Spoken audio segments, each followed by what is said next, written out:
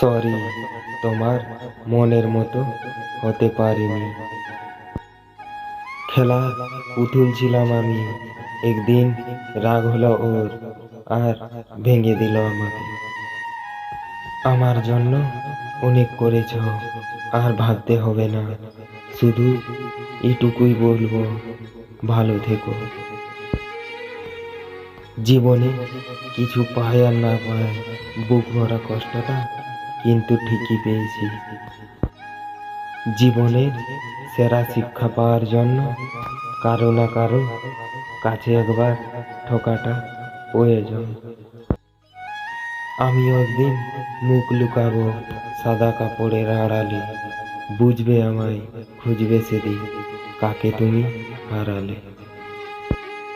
ভালো রাখিস তাকে, যার জন্য ভুলে গেলি আমাকে।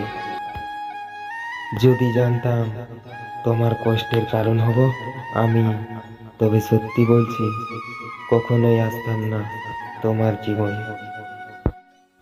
একজনকে ছেড়ে অন্যজনকে খুশি করার নাম ভালোবাসা নয়, বেইমানি। তোমাকে অনেক ধন্যবাদ আমাকে এত অবহেলা করার জন্য।